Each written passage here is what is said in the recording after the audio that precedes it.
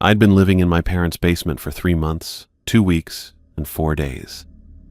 Not that I was counting. The small window near the ceiling let in just enough natural light to remind me that the world was still turning outside while I remained stuck in a cycle of rejection emails and mounting debt.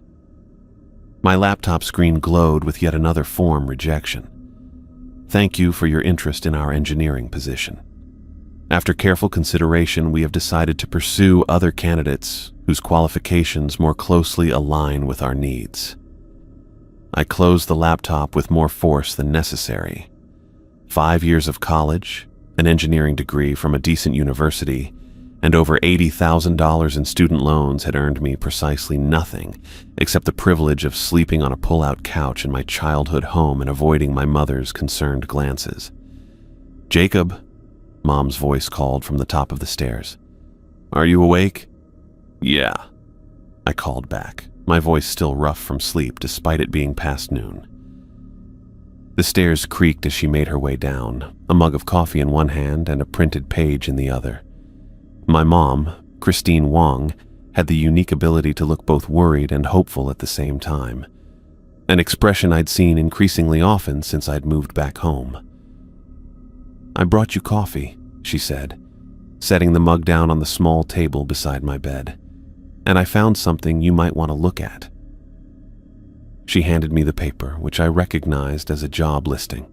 The header read, "Research Assistant Position, Coral Island Marine Research Facility." "Marine research?" I asked, scanning the details. "Mom, I'm an engineer, not a marine biologist." "Keep reading," she urged, sitting on the edge of my bed. "They're looking for someone with engineering skills to help maintain equipment and assist with data collection. Room and board provided, plus a decent salary." The listing described a 6-month contract position on a remote island research facility about 100 miles off the coast. The qualifications section mentioned mechanical aptitude, basic programming knowledge, and willingness to live in an isolated environment. All things I could honestly claim. "I don't know," I said, though I continued reading with growing interest. "Coral Island? Never heard of it." "It's small, privately funded research station," Mom explained. "I did some research after I found the listing. They study marine ecosystems or something similar. The important part is they need someone with your skills, and they're offering good money." I took a sip of coffee while considering the prospect. 6 months on a remote island seemed extreme, but my alternatives were non-existent.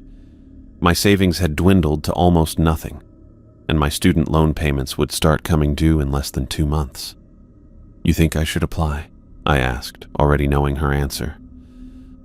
"I think you need a fresh start," she said carefully, "and maybe some time away from everything might help you figure out your next steps."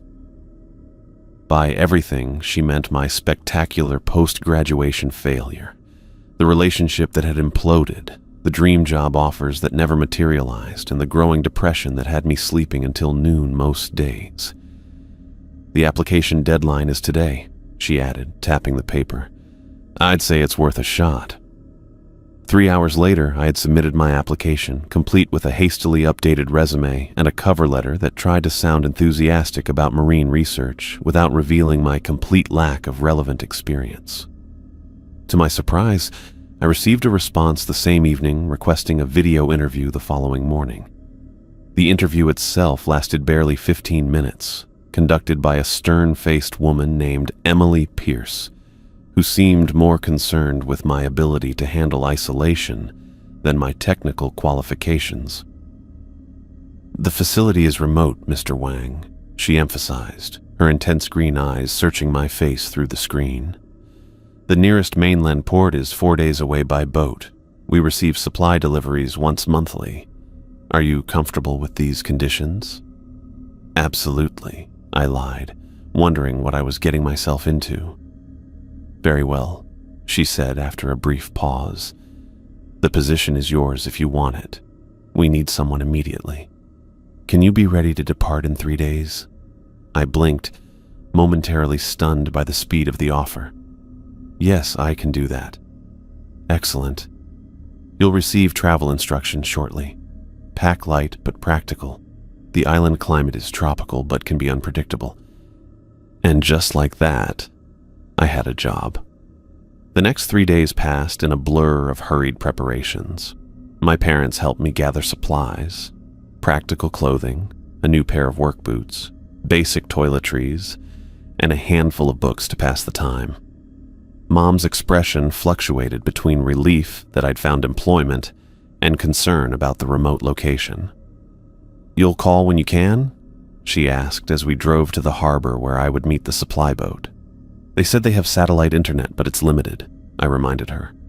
"I'll email when I can." The harbor was small and industrial, nothing like the tourist marinas further up the coast. A weathered fishing boat was docked at the far end with a grizzled older man checking something on the deck. As we approached, he looked up with a nod of acknowledgement. "You the new research assistant?" he asked, his voice as rough as his appearance. "Yes, Jacob Wang," I replied, extending my hand. He looked at it for a moment before giving it a brief shake. "Nicholas Casey. We leave in 20 minutes. Say your goodbyes and get your gear aboard." My mother's goodbye was tearful but quick, perhaps sensing that prolonging it would only make things harder. As she drove away, I stood on the dock with my 2 duffel bags, watching the last connection to my old life disappear around the corner. Captain Casey was not one for conversation. Once we were underway, he retreated to the wheelhouse, emerging only occasionally to check equipment or adjust our course. The accommodations were sparse, a narrow bunk in a tiny cabin that smelled of diesel and fish. Meals consisted of sandwiches and coffee, eaten whenever hunger demanded rather than at regular intervals. On our second day at sea, I attempted conversation while Casey checked the fishing nets he kept aboard. "Have you been to Coral Island many times?" I asked. "Monthly supply runs for 3 years," he replied without looking up. "What's it like?" He paused, weathered hand stilling on the rope he was coiling. "It's an island. Rocks, trees, water all around. The research compound is on the eastern shore." "And the researchers? What are they like?" Casey's blue eyes fixed on me briefly. "They pay on time and don't ask me to stay longer than necessary." After a moment, he added, "Watch yourself in those waters. Currents around the island are treacherous. People who swim alone don't always come back." With that cryptic warning, he returned to his task, and I retreated to my cabin, wondering what I had gotten myself into. The journey stretched into its 4th day, each hour blending into the next in a monotonous rhythm of engine noise and rolling waves. My stomach had finally adjusted to the constant motion, though I wouldn't describe myself as comfortable. Late in the afternoon, Casey's voice called from the wheelhouse. "Land ahead. We'll dock before sunset."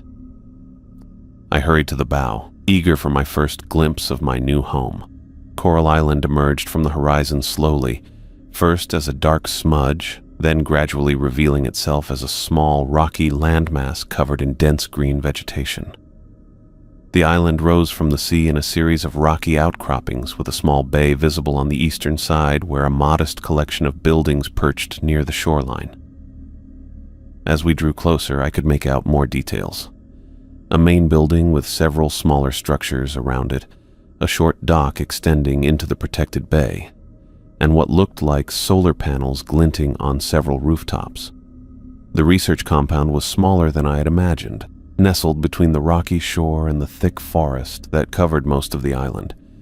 The sun was beginning its descent toward the horizon, casting long shadows across the water and giving the approaching island an ominous silhouette against the darkening sky. A cool breeze picked up, raising goosebumps on my arms despite the tropical latitude. "We'll dock in 20 minutes, Casey announced, appearing beside me. "They'll be expecting you." I nodded, unable to tear my eyes away from the island. This remote outpost would be my home for the next 6 months, my escape from failure, my chance to reset. Yet as the island grew larger in my vision, I couldn't shake a growing sense of unease. "Something wrong with the view?" Casey asked, noticing my expression. "No," I said quickly. "It's just, more isolated than I expected. Casey made a sound that might have been a laugh. You haven't seen isolated yet, boy. Wait until you've been here a month with the same 5 people and nowhere to go. 5 people. The number hit me harder than I expected. I'd be living and working with just 5 other human beings, cut off from the rest of the world. The boat's engine throttled down as we approached the small dock. I gathered my bags and took a deep breath, trying to push aside my apprehension.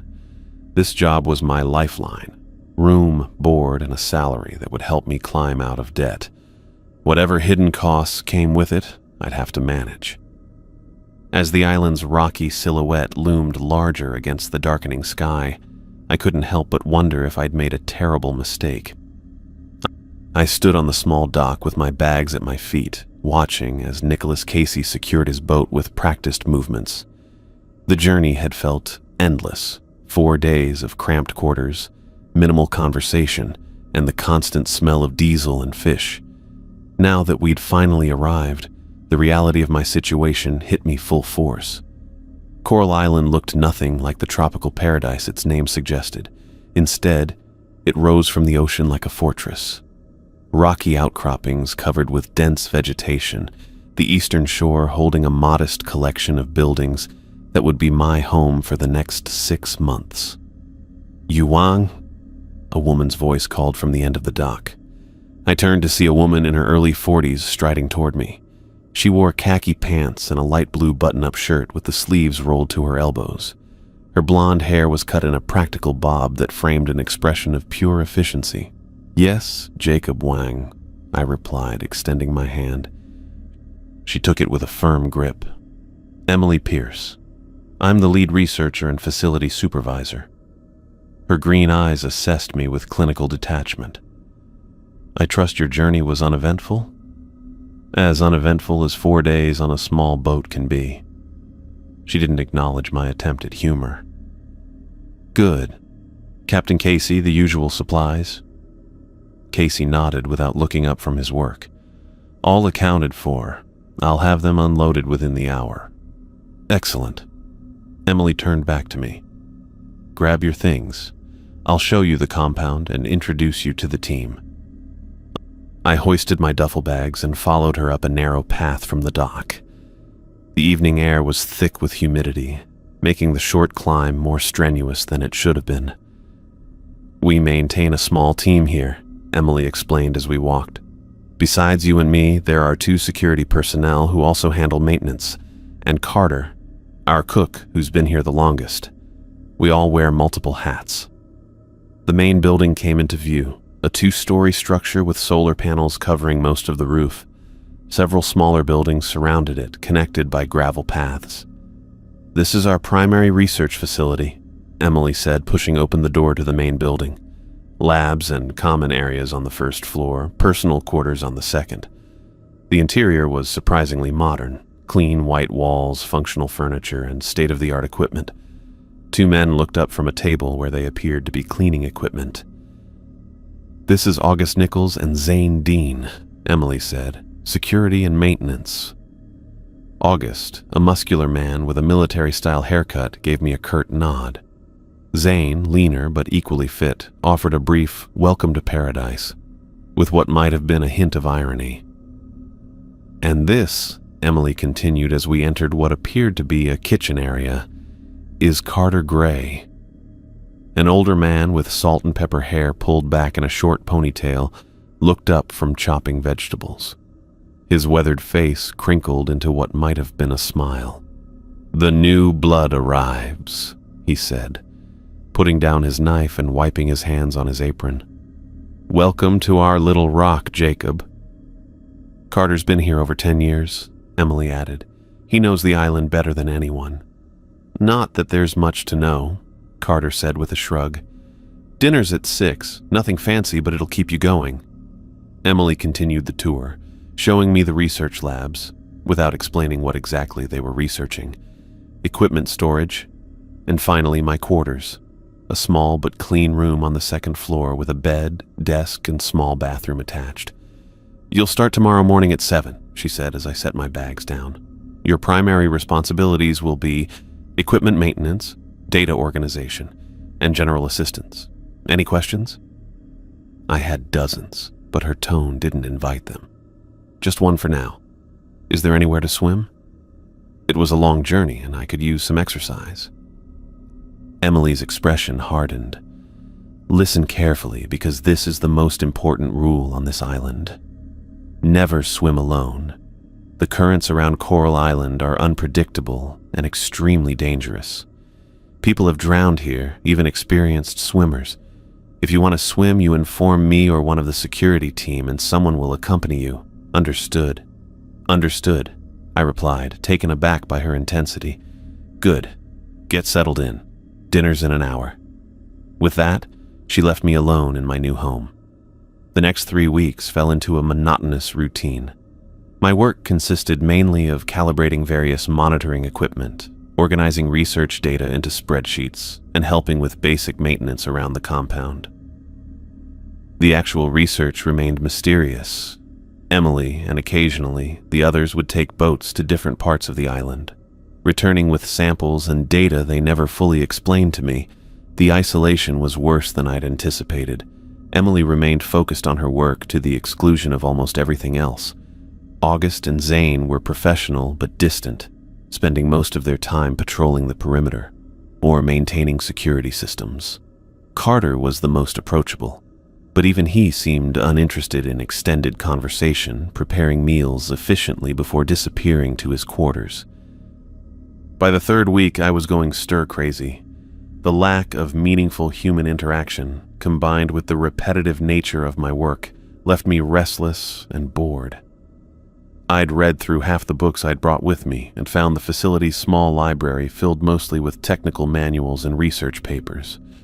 On a particularly hot afternoon, after spending the morning recalibrating monitoring equipment in the stifling heat, I found myself staring out the window at the bay. The water looked calm and inviting, a beautiful turquoise that darkened to deep blue further out.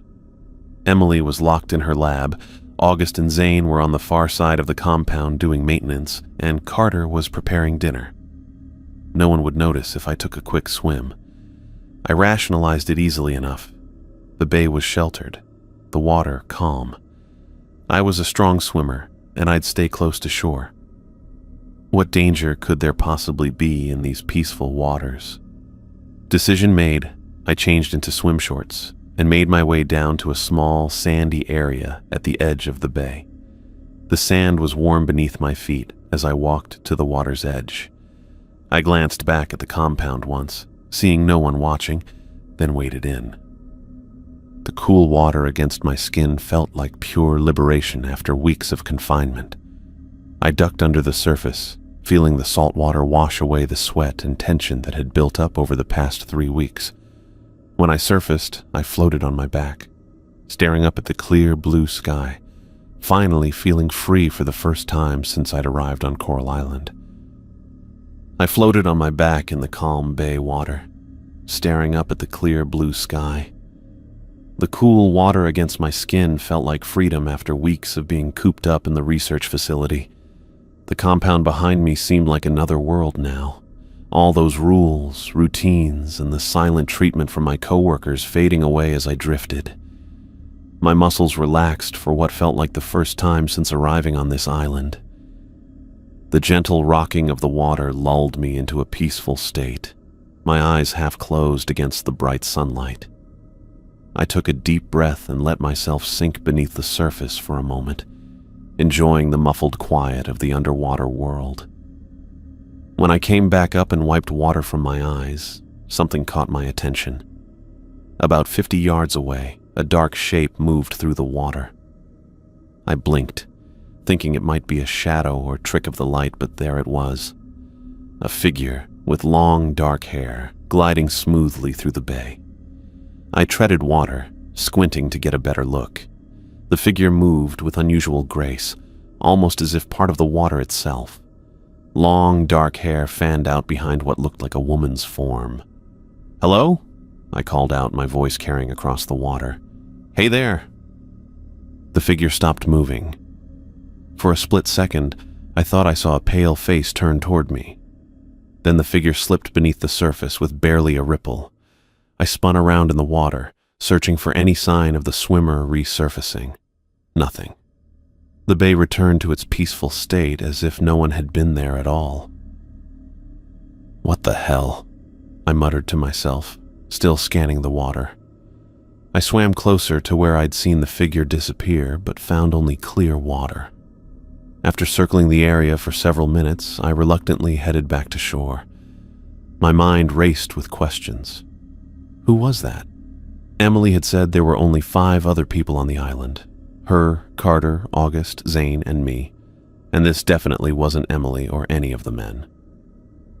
Back on the beach, I dried off quickly and changed, glancing repeatedly at the spot where I'd seen the swimmer. The bay remained empty and calm. I made my way back to the compound, careful to avoid being seen by Emily or the security guys.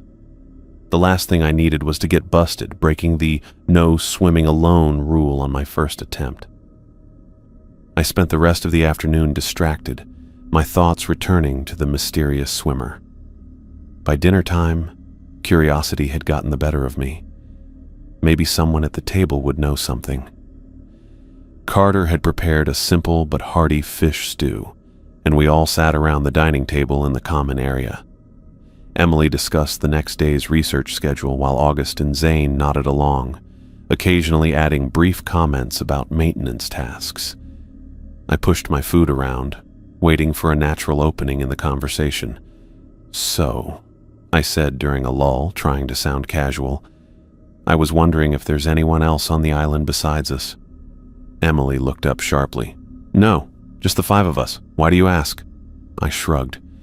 I thought I saw someone swimming in the bay this afternoon, a woman with long dark hair. The clatter of Carter's spoon hitting his bowl cut through the sudden silence. His weathered face had gone pale, his eyes wide as he stared at me. "You saw what?" he asked, his voice barely above a whisper. "Just someone swimming. I called out, but they disappeared underwater." I looked around at their faces. "What's the big deal?" Emily shot Carter a warning look. "It was probably just a seal. They sometimes come into the bay." "That was no seal," I insisted. "It was definitely a person, a woman." Carter leaned forward, ignoring Emily's glare. "You saw one of them, boy. They're back again." "Carter," Emily said sharply. "That's enough." "He needs to know, Emily." Carter's voice had taken on a storyteller's cadence, deep and rhythmic.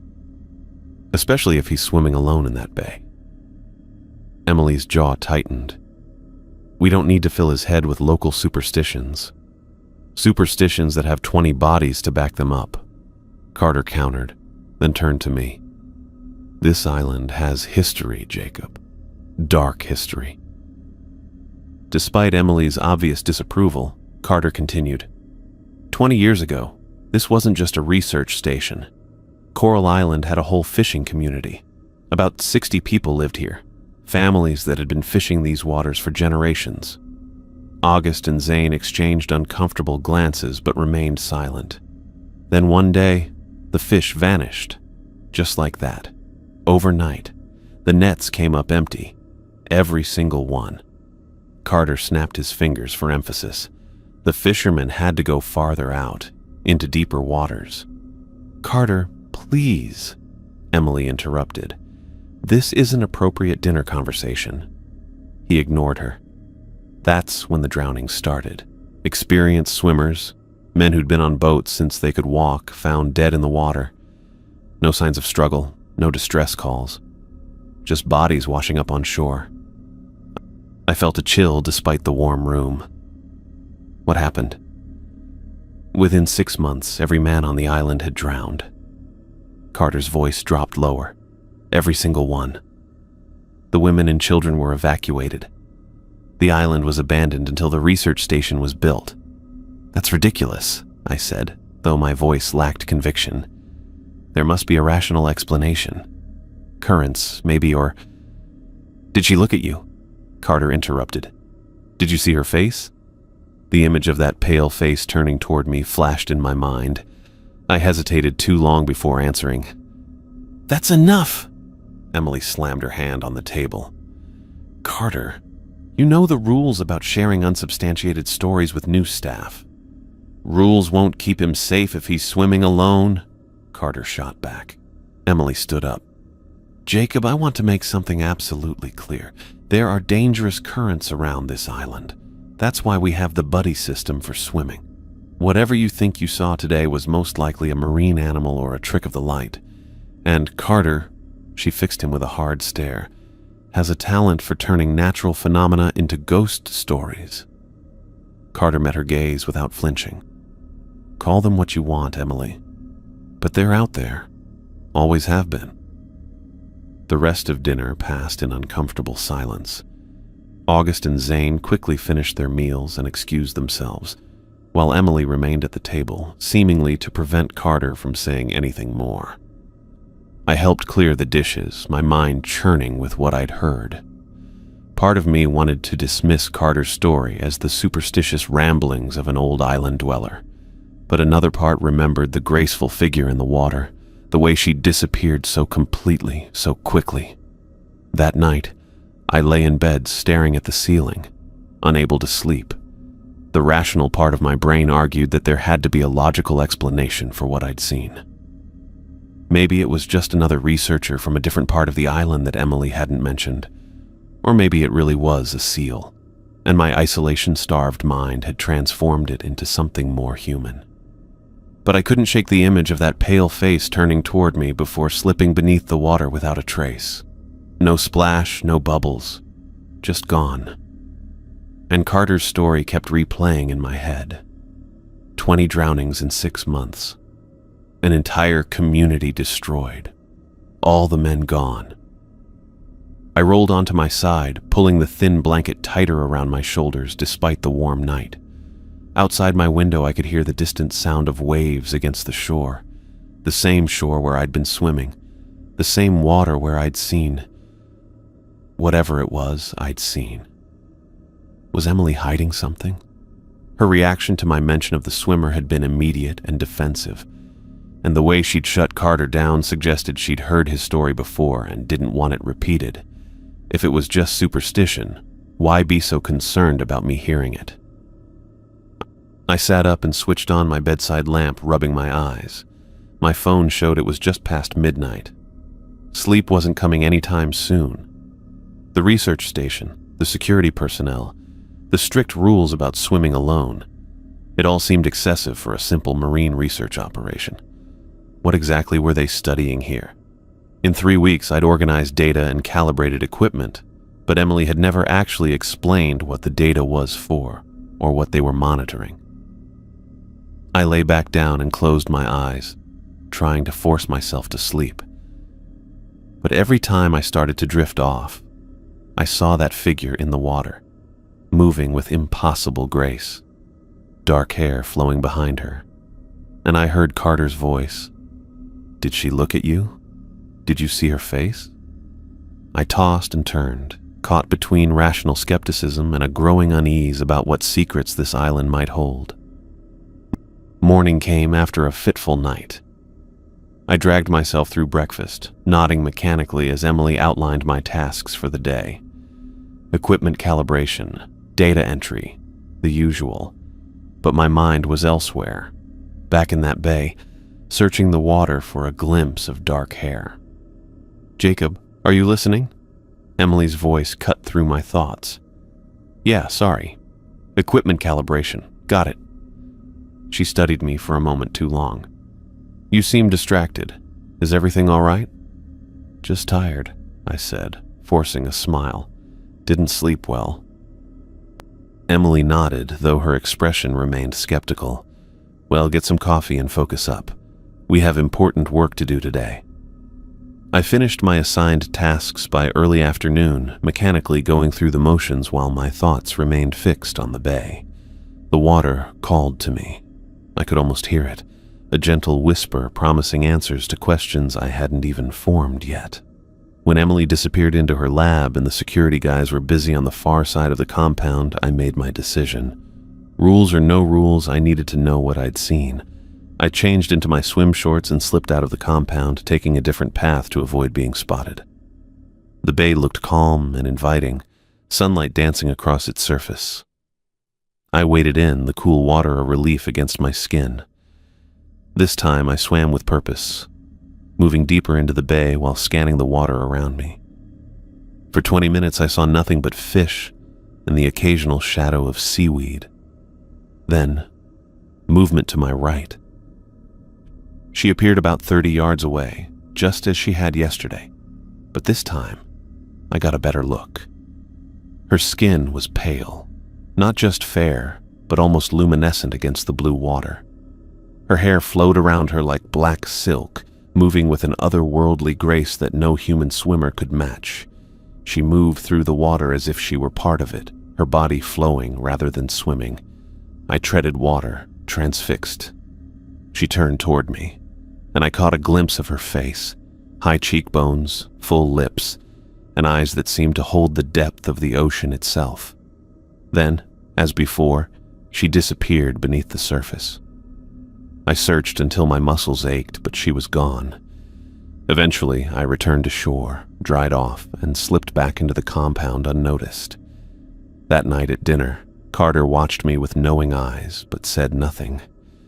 Emily discussed the next day's research plans while I pushed food around my plate, my mind still in the water. "Jacob, you'll be assisting me with sample collection tomorrow," Emily said.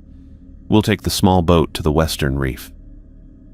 "Sure," I replied, already calculating how this would affect my chances of returning to the bay. The next morning, I accompanied Emily on the boat trip, going through the motions of collecting water samples and measuring temperatures. When she asked about my continued distraction, I blamed it on adjustment to island life. She didn't seem convinced. As soon as we returned and I completed my work, I was back in the water, and the day after that, and the one after that. Each time I caught glimpses of her, sometimes just a flash of pale skin or dark hair, other times a more lingering view as she seemed to study me from a distance. She never approached, never made contact, but I felt a connection growing between us with each encounter. I became secretive about my swims, varying my times and routes to the bay. When August asked where I'd been one afternoon, I told him I'd been walking the island perimeter to clear my head.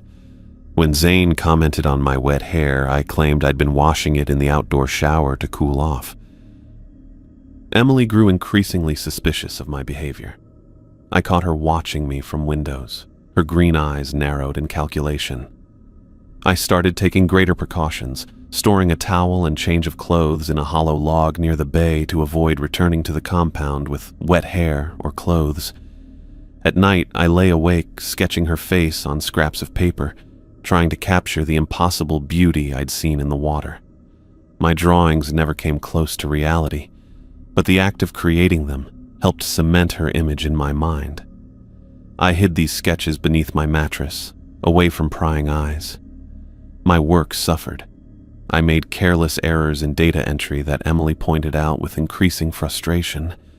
Equipment calibration that once took me an hour now stretched to 3 as my mind wandered back to the bay, to her. By Friday, my obsession had grown to consume nearly every waking thought. I found myself standing at windows, staring at the distant shimmer of water. During meals, I barely spoke, eating quickly so I could return to my room and add details to my sketches. That evening, as the sun began its descent toward the horizon, I made a decision. The 5 previous encounters had all been in full daylight. What if sunset offered a different opportunity? What if the changing light revealed something new? I waited until Carter served dinner, then claimed a headache and retreated to my room. 20 minutes later, I slipped out of the compound through a side entrance, making my way to the bay as the sky turned golden. The water looked different at sunset, darker, more mysterious, with shimmers of orange and pink reflecting off its surface. I changed quickly and waded in, feeling the now familiar embrace of the cool water against my skin. Instead of staying in the sheltered bay as I had on previous swims, I struck out toward deeper water, beyond the natural barrier of rocks that formed the bay's boundary.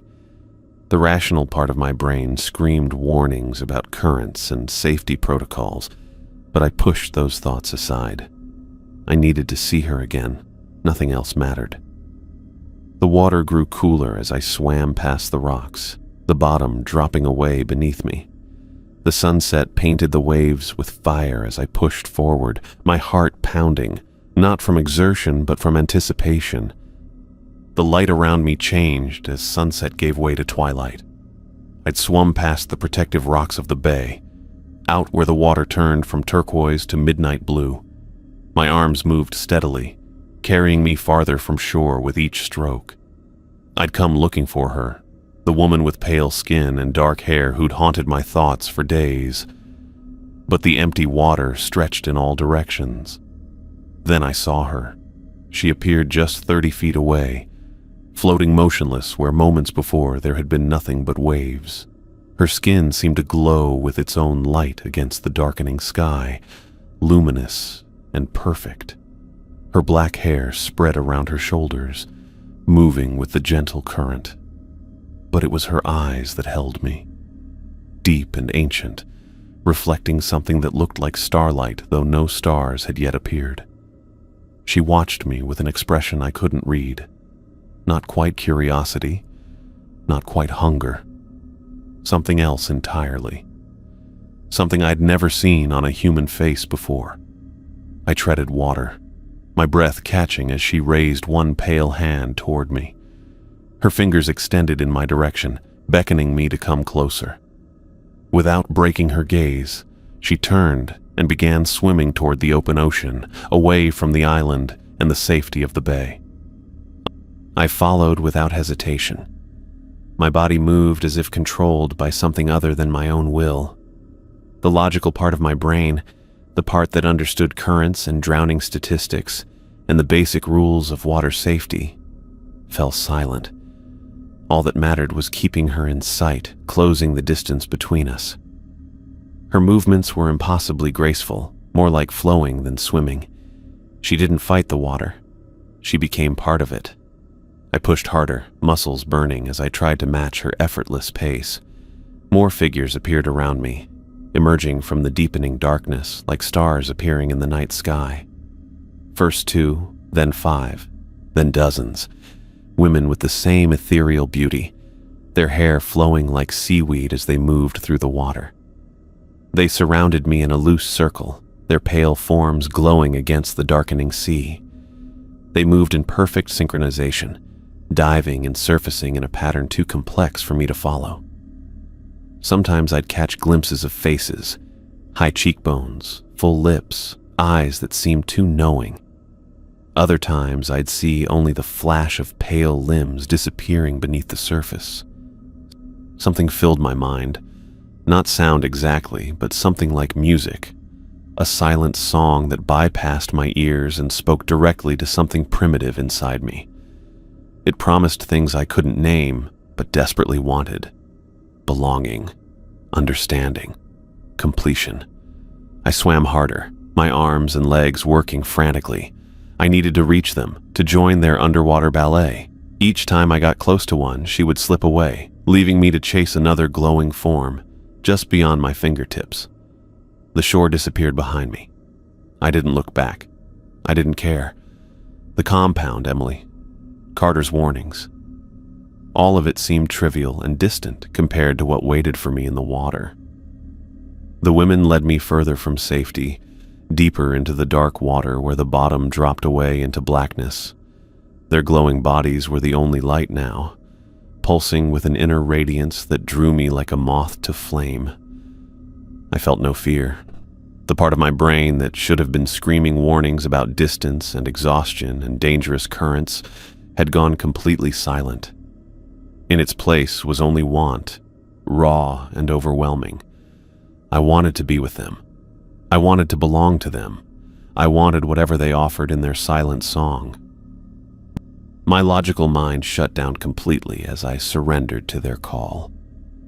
My body moved automatically, pushing through the water toward the glowing forms that remained just beyond my reach. The silent siren song consumed me, pulling me deeper into the black water. I crashed back to reality when my legs cramped violently. Pain shot through my muscles like electricity, breaking whatever spell had held me. My right calf seized into a tight knot, and I gasped, water splashing into my mouth as I flailed. In that moment of piercing pain, my mind cleared. I looked around, really looked, and horror washed over me. The shore was gone. The compound lights, the rocky outline of the island, all vanished in darkness. I had no idea how long I'd been swimming or in which direction, just endless black water stretching in every direction. The women were gone too. 1 second they had surrounded me, their pale bodies glowing beneath the surface, their silent song filling my head. And the next, nothing. No trace they had ever existed. Just me, alone in pitch black water with no visible landmarks. "Hello?" I called out, my voice small against the vastness of the ocean. "Are you there?" No answer came back except the soft lapping of waves against my face. Panic exploded in my chest. I spun in circles, trying to spot anything. The shore, the compound lights, even the faint outline of the island against the night sky. Nothing. Just darkness and water. "Help!" I screamed, but my voice seemed to travel nowhere, swallowed by the night. "Somebody help me!" I tried to calm down, to think rationally. I needed to pick a direction and swim. But which way? Every direction looked identical. Just blackness meeting more blackness at the horizon. My legs throbbed with pain, the cramp spreading to my other calf. My breathing came in short, desperate gasps. My arms and legs felt like lead weights. How long had I been swimming? Hours? My muscles trembled with exhaustion as I tried to stay afloat.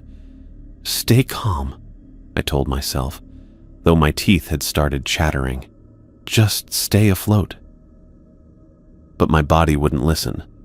My legs refused to kick properly. Each movement became harder than the last. My arms slapped weakly at the water's surface. I slipped under. Water closed over my head. I kicked desperately, breaking the surface with a gasp, only to sink again seconds later. My lungs burned. My limbs refused to cooperate. The third time I went under, I couldn't find the strength to push back up. Water filled my nose, my mouth, my lungs. The burning sensation in my chest intensified, then began to fade into a strange, peaceful numbness. As my vision darkened around the edges, I thought I saw them again. Pale faces looking at me through the water, dark hair floating like seaweed. Were they coming back for me? Had this been their plan all along? My consciousness began to slip away. The last of my air escaped in bubbles that floated past my face toward a surface I would never reach again. Then, strong hands grabbed my arms. The grip was firm, human. I felt myself being pulled upward, but I couldn't help. My body had nothing left to give. The world went black. I came back to life, choking. Water rushed up my throat and out of my mouth. I rolled to my side on something gritty, sand, and vomited seawater. My chest felt like someone had taken a hammer to it. Each cough sent spikes of pain through my ribs. "That's it. Cough it out," a voice said, Emily's voice. I opened my burning eyes to see her kneeling beside me, her hands still positioned for chest compressions. Her blonde hair hung in wet strands around her face. She was soaked from head to toe. Behind her stood August and Zane, both holding powerful flashlights that cut through the darkness. Their beams swept across the beach and out over the water. August's jaw was clenched tight, while Zane kept looking nervously between me and the ocean. "What?" I tried to speak, but another fit of coughing overtook me. "Don't talk yet," Emily ordered, her voice clinical, but with an undercurrent of something else. Fear. "Just breathe." I nodded weakly and focused on pulling air into my waterlogged lungs. Each breath felt like inhaling fire. "You were at least a mile offshore," Zane said quietly. "If Carter hadn't noticed you were missing."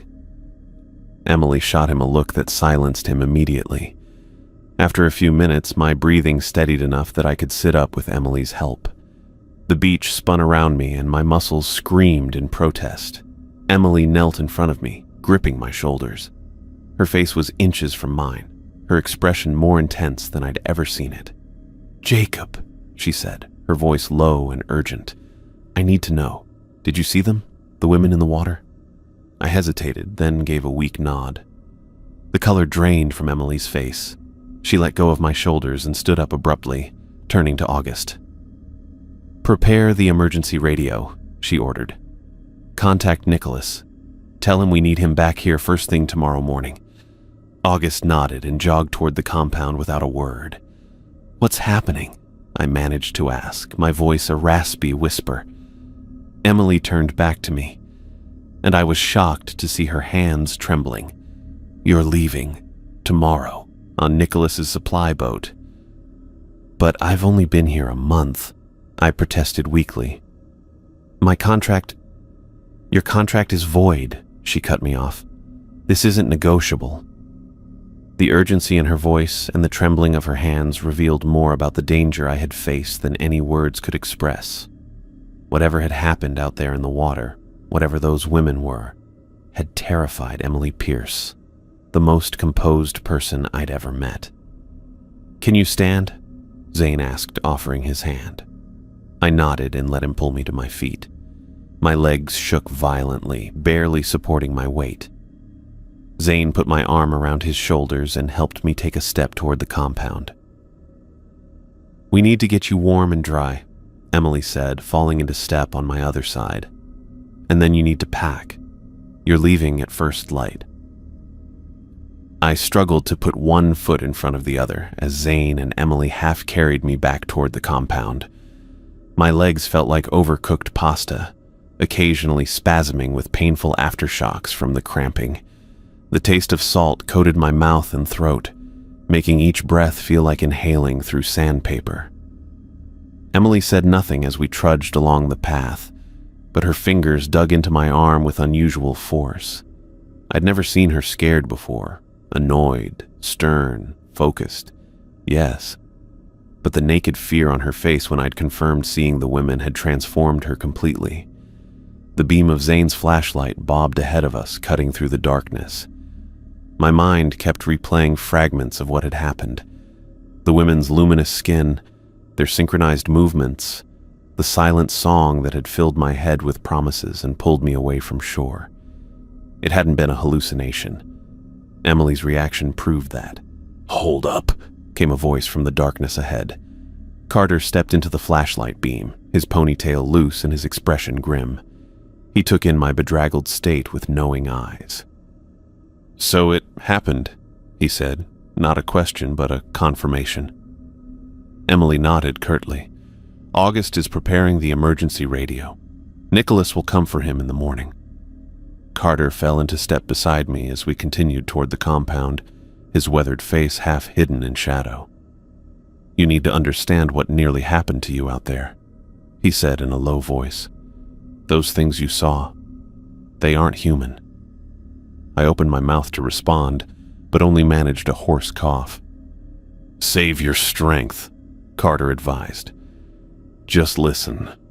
Those creatures have been here longer than any of us can remember. First they took the fish, entire schools vanishing overnight. Then they started calling to the men. We passed through the compound's side entrance, the security lights casting everything in harsh relief. Carter continued as if we were alone, ignoring Emily's tight expression. "The men couldn't resist their pull, just like you couldn't. They'd swim out and never come back. No bodies ever washed ashore, just gone." "Carter," Emily warned, but he ignored her. "This research station exists partly to study them," Carter said, his voice dropping even lower, "and partly to warn people away. That's the real reason for the swimming buddy system. It's harder for them to lure two people at once." We reached the main building, and Zane pushed open the door. Inside, I could hear August's voice from the communications room, speaking urgently into the radio. "You're lucky to be alive," Carter added as Emily steered me toward the stairs.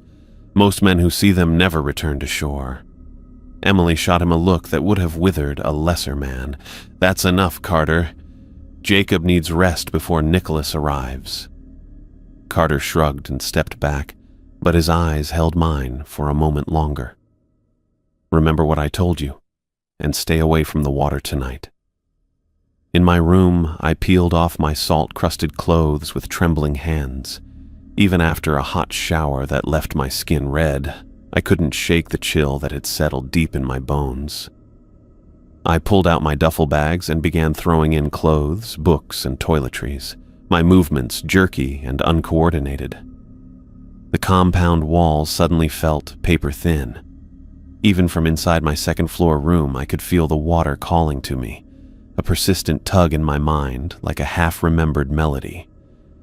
I pressed my palms against my ears, but it made no difference. The call wasn't coming through my ears.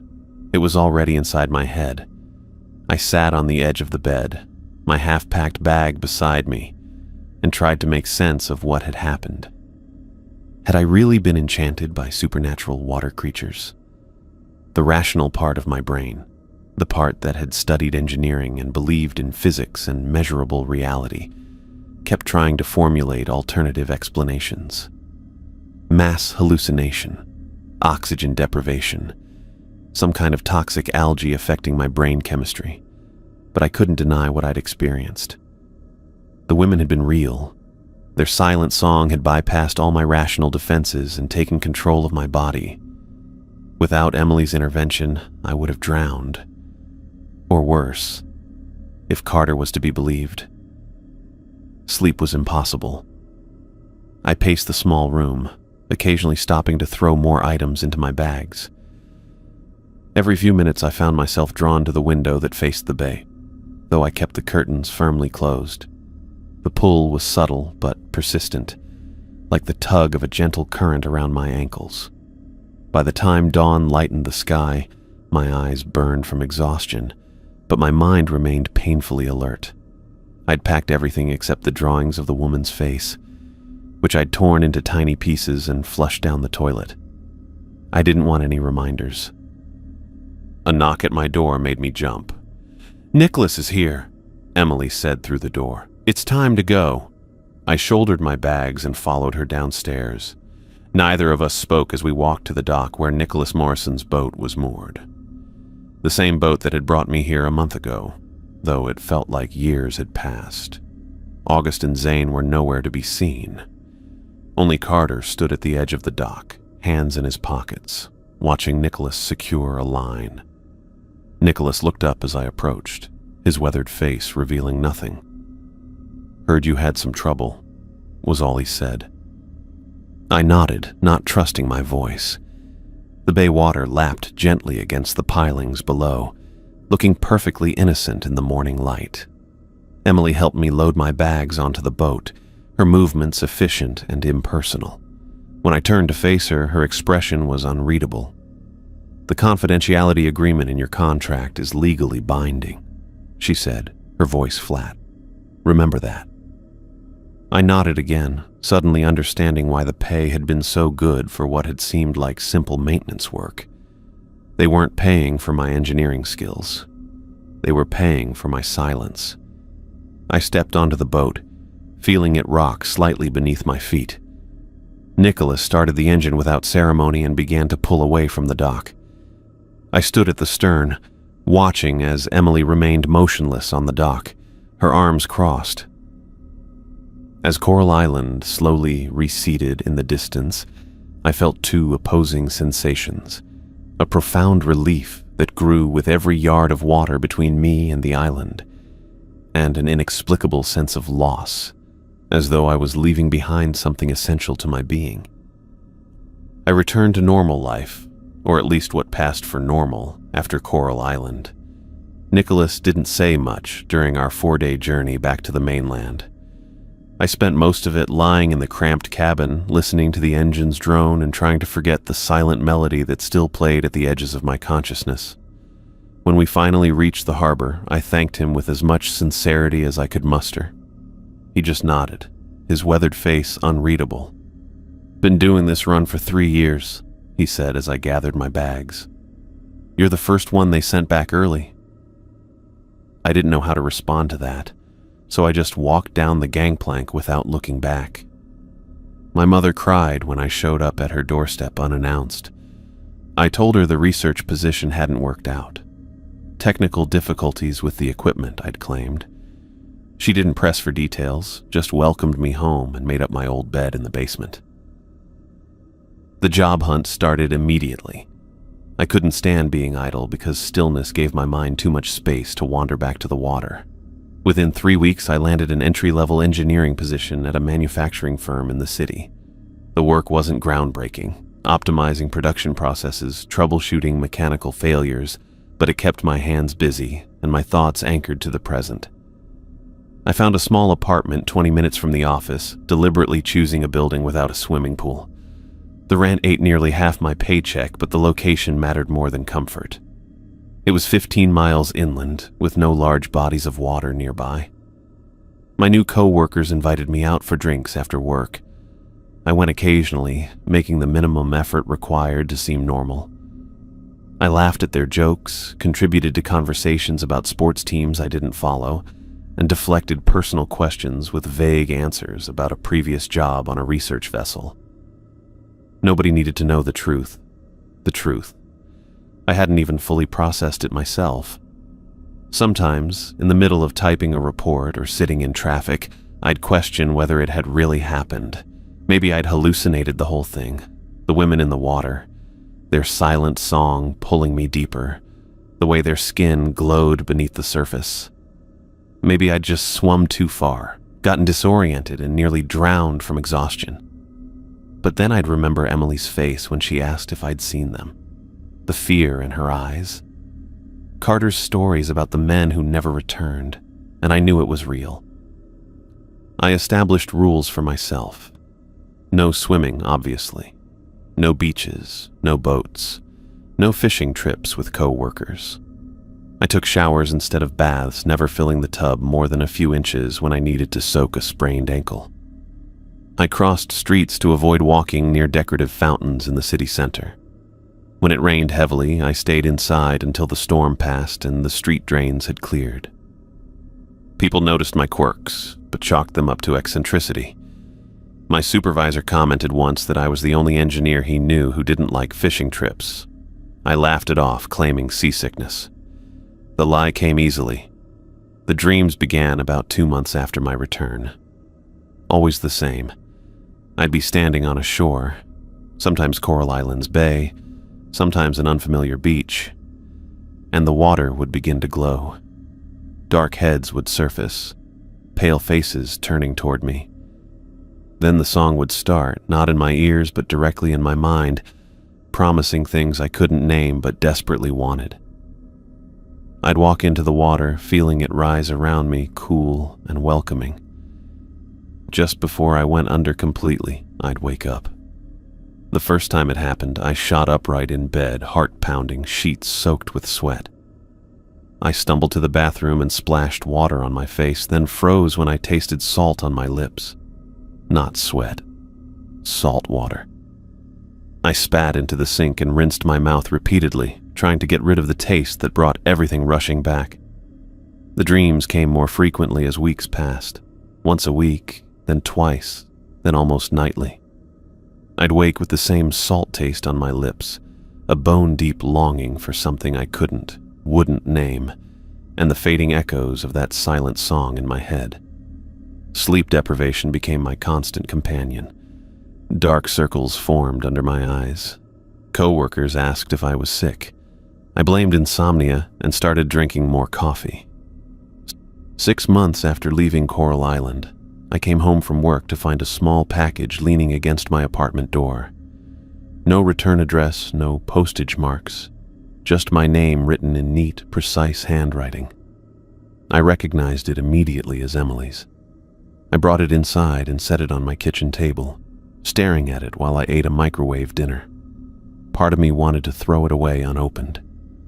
Whatever it contained would only drag me back into something I was trying desperately to escape. But curiosity won out, as it always had.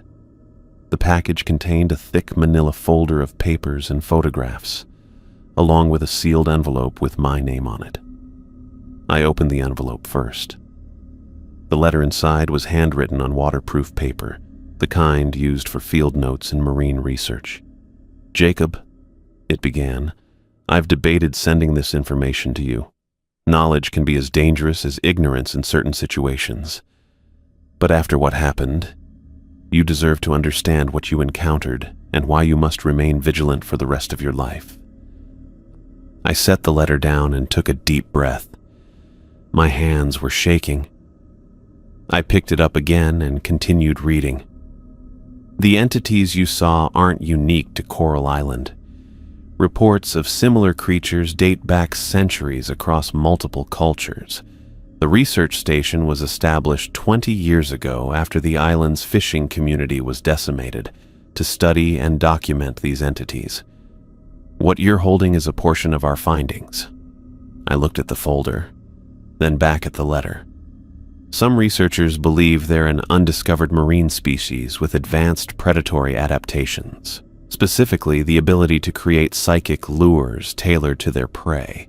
Others suggest there's something older, possibly the origin of siren myths in ancient cultures. The indigenous people of the region called them the Hungry Ones and avoided that part of the ocean entirely." I spread the contents of the folder across my table. Photographs showed similar pale women in waters around the world: Norway, Greece, Japan, Chile. Some images were centuries old, woodcuts and paintings depicting drowning sailors reaching toward beautiful women in the waves. Others were recent, digital photographs showing the same luminous skin and dark hair I remembered. Research papers documented patterns and disappearances. Always men, always strong swimmers, always alone. Autopsy reports of the few bodies recovered showed no water in the lungs, suggesting the victims hadn't drowned but had been kept alive underwater somehow before dying from other causes. One paper theorized about their hunting methods.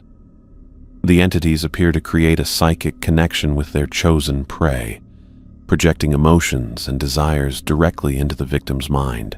This connection strengthens with repeated exposure and may persist even after physical separation from the entities. That explained the dreams, the salt taste, the lingering call I still felt even hundreds of miles inland. Emily's letter continued, "Jacob, you need to understand. Once they've marked you, the connection never fully breaks. You're one of the few who've seen them and lived to tell about it. Most men who make it as far as you did never return to shore." The final paragraph made my blood run cold. "You must never return to the ocean, not just Coral Island. Any large body of water could be dangerous for you now. They're patient hunters, Jacob. They don't need to chase their prey when they can simply wait for it to return to them. The call you feel will never completely fade. Your only defense is to stay away from water deep enough for them to inhabit. They've tasted your mind once. They won't forget it."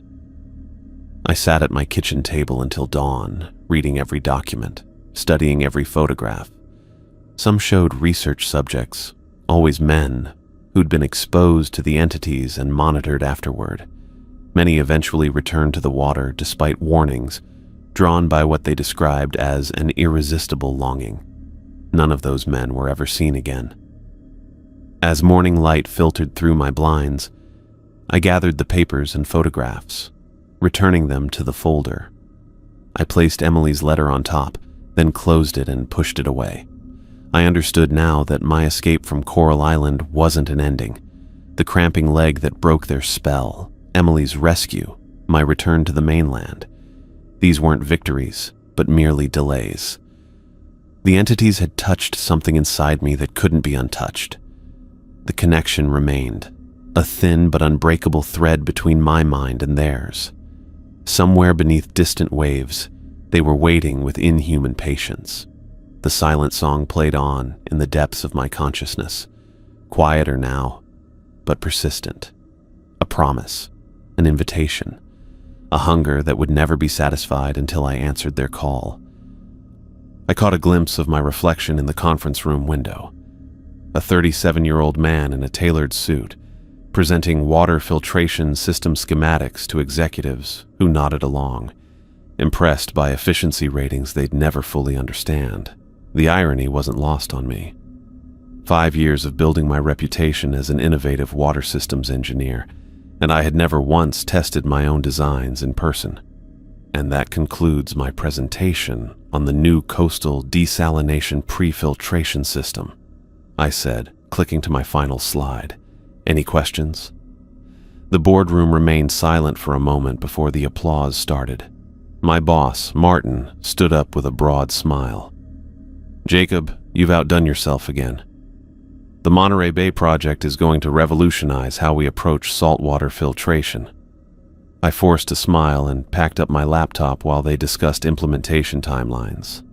No one questioned why the lead engineer always sent assistants for the testing phase. They assumed it was because I was too valuable to waste time on field work. The truth was much simpler and much more complicated. Back in my office, I closed the door and loosened my tie. My calendar showed the company retreat next month at Lake Tahoe. I'd already prepared my excuse, a family emergency that would conveniently arise the day before departure.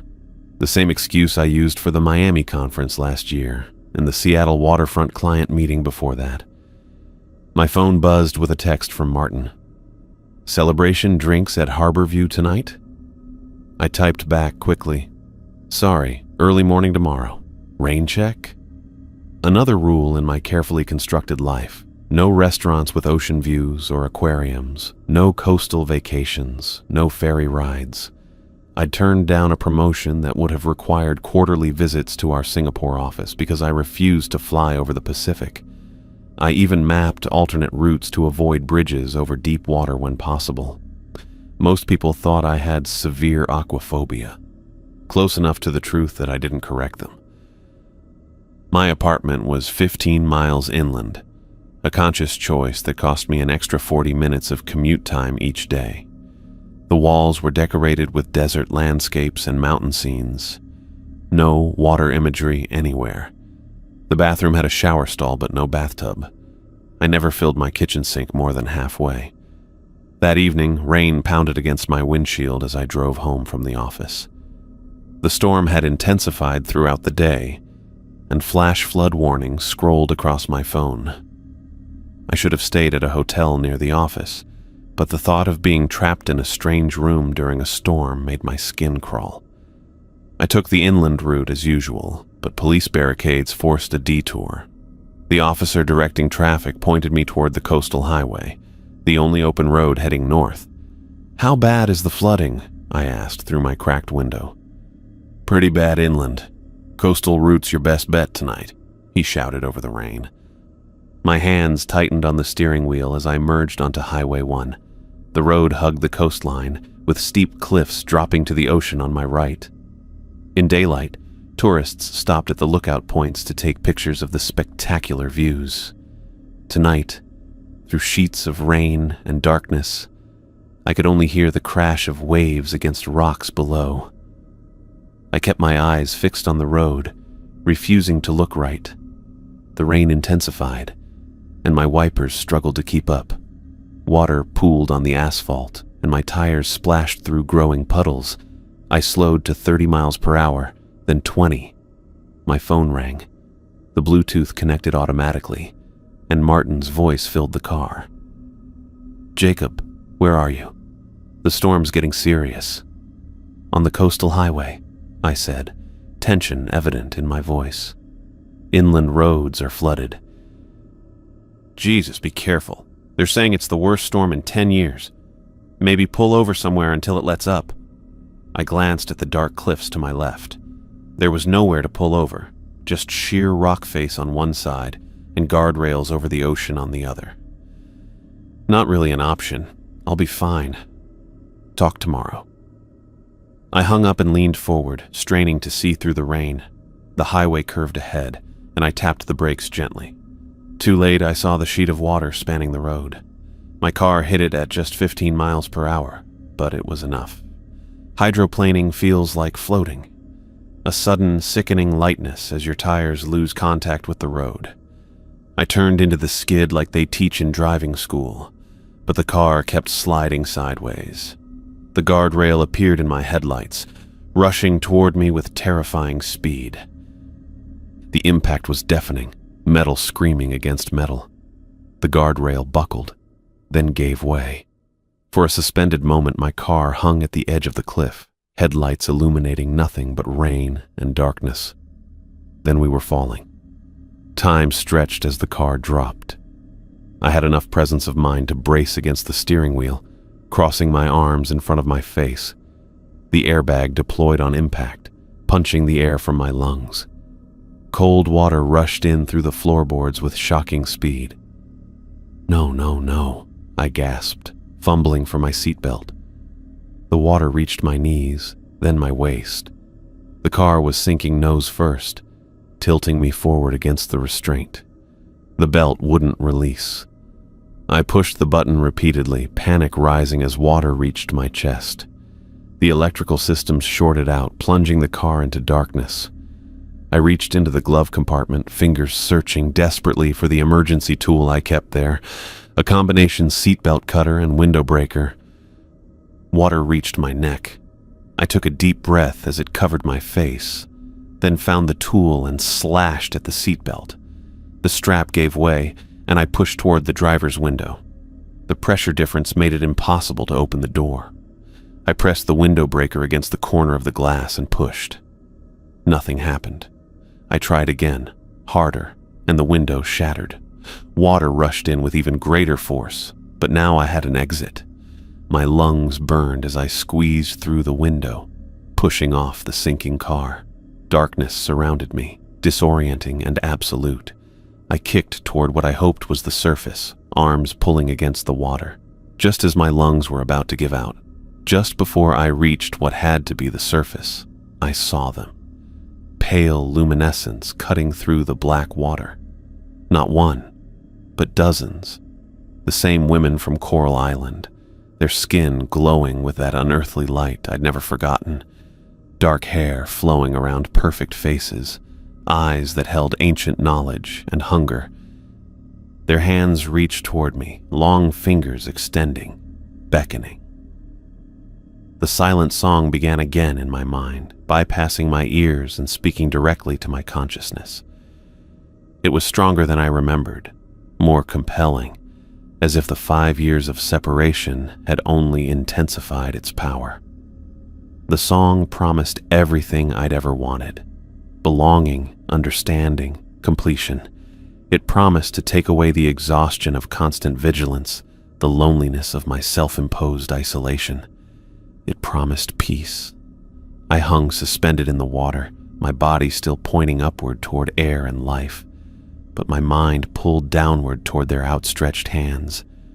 There was no Emily to rescue me this time. No security team waiting on shore with flashlights. No one knew exactly where my car had gone off the road. No one was coming. The women moved closer, their synchronized dance more beautiful than anything human. Their song filled my mind completely, drowning out the burning in my lungs, the cold seeping into my bones. One woman, the same one who had first beckoned to me years ago, extended her hand just inches from my face. All I had to do was take it. All I had to do was stop fighting. My vision began to darken at the edges. My lungs screamed for air. The choice was simple: swim up with my last strength or surrender to their embrace. I thought of Emily's letter, of the research station, of the men who never returned. I thought of the past 5 years of running and hiding, of the nightmares and salt taste on my lips each morning. With my last ounce of strength, I kicked upward, away from their reaching hands. The woman's face transformed from beauty to something else, something ancient and terrible. Her mouth opened impossibly wide, revealing teeth that had never belonged to any human. I broke the surface with a desperate gasp, sucking in air that had never tasted so sweet. Rain still pounded the ocean around me, but in the distance, I saw headlights on the highway above. A car had stopped at the broken guardrail, and flashlights swept the water. I raised an arm and shouted, my voice thin against the storm. Someone on the cliff shouted back. I heard the words rescue and hold on. Treading water, I felt the pull from below, stronger now, angrier. The song changed from seduction to demand. The water around my legs grew colder and something brushed against my ankle, fingers I knew wrapping around my calf. I kicked free and swam toward the shoreline where rocks jutted from the water. Behind me, pale faces broke the surface, watching with inhuman patience. They didn't pursue. They didn't need to. They had time. They always had time. In the distance, emergency lights flashed as rescue vehicles arrived. I heard the mechanical whine of boats being deployed. I clung to a rock, fighting the current that tried to pull me back toward deeper water. The silent song continued in my mind, a constant pull that required constant resistance.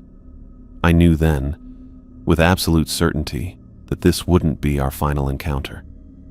They had found me once. They would find me again. The connection they'd established would never break, not completely. The song would call to me until my dying day, an eternal temptation that would require eternal vigilance.